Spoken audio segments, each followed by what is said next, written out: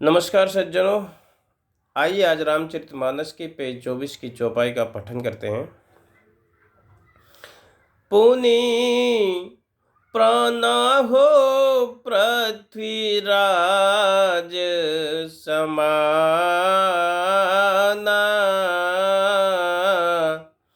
पर यज्ञ सुने सहस दस काना।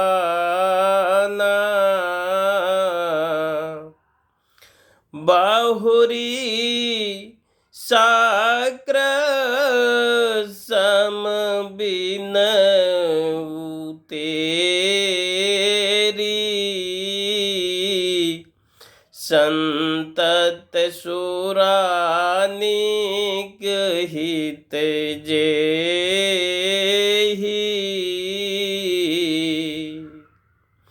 भावार्थ कहता है, मैं दुष्टों को पृथ्वी राजा के समान जानकर प्रणाम करता हूँ और इंद्र के समान देखकर उनसे विनय करता हूँ, जिनको सुरानीकी हितकारी लगती है।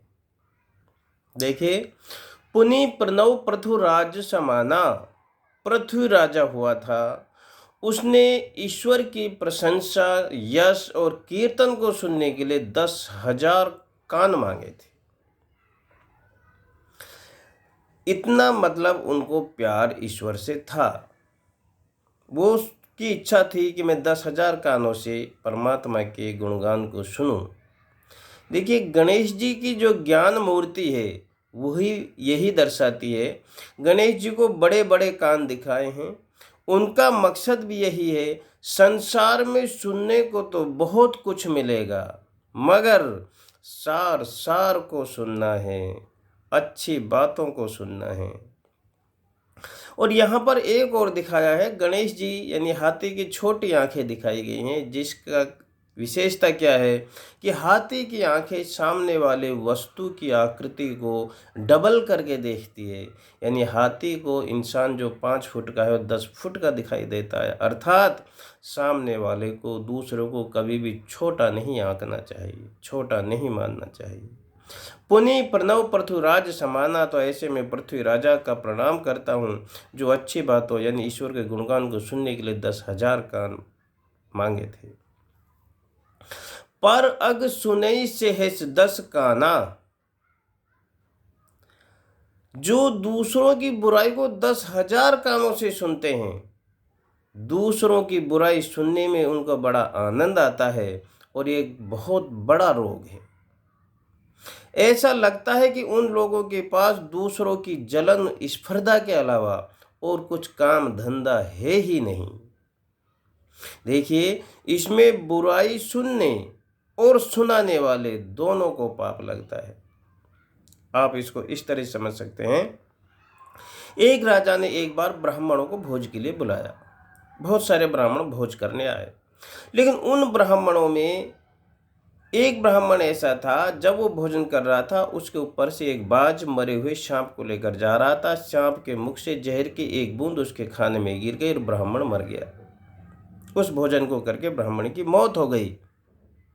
अब यमराज यहाँ चिंतित हो गया कि इस पाप का दंड किसको दिया जाए।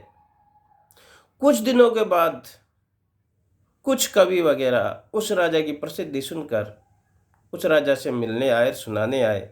जब उस नगर में आए तो एक औरत से पूछा, भाई वो राजा का नगर का घर का रास्ता किधर से जा रहा है? तो औरत ने कहा, वही राजा जिसने ब्राह्मणों को भोजन दे के मार दिया। यमराज ने बोला, आज वो पापी मिल गया और उस ब्राह्मण की मौत का दंड उस औरत को मिला। इसलिए बुराई सुनना और सुनाने वाले दोनों ही पाप के भागीदार होते हैं।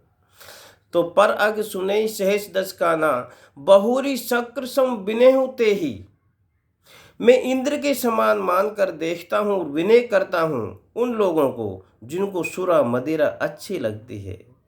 सुरानीक देवताओं की एक सेना है जिसको इंद्रदेव को अच्छी लगती है। ऐसी वो लोग भी इंद्र के समान है जिनको सुरा मदिरा अच्छी लगती है।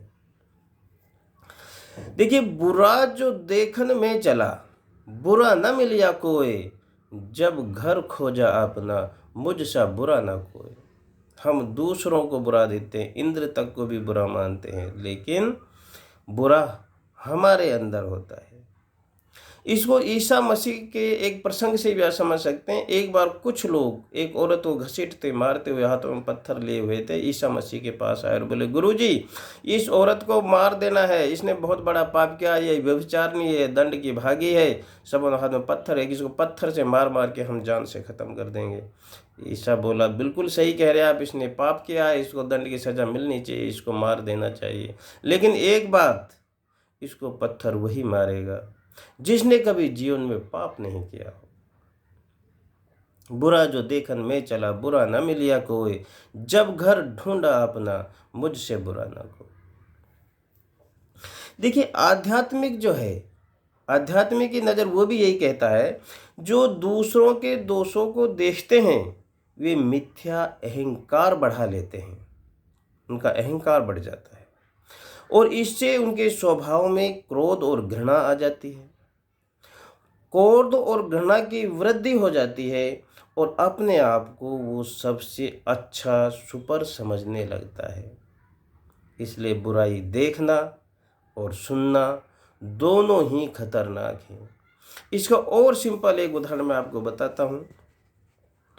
राजा अकबर बीरबल की कहानी तो आपने बहुत सुनी होगी। एक बार राजा अकबर अपने, राजाओं के यहाँ क्या है ना, सभी काम नौकर करते हैं, तो राजा के शाम का जो बिस्तर लगाना, गद्दे लगाना, उसके लिए भी एक अलग नौकर होता है।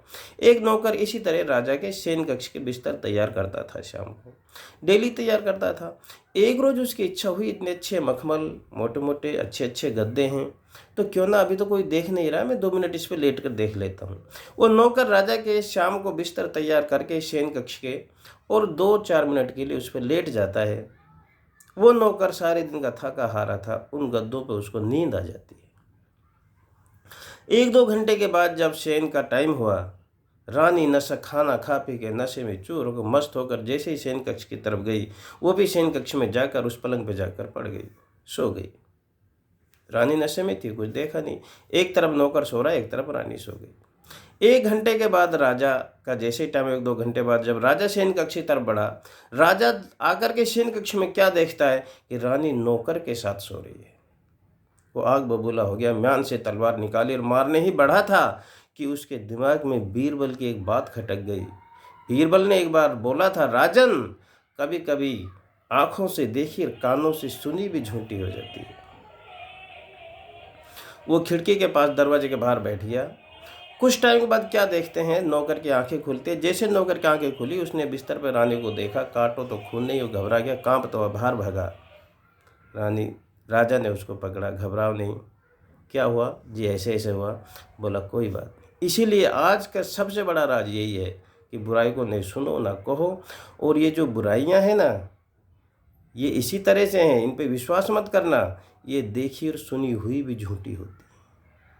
तो इसलिए कहा है, पुनि प्राणहु पृथ्वीराज समाना, पर अग सुने सहस 10 काना, बहुरि शक्र सम विनयउ तेहि, संतत सुरानीक हित जेहि। जय श्री राम।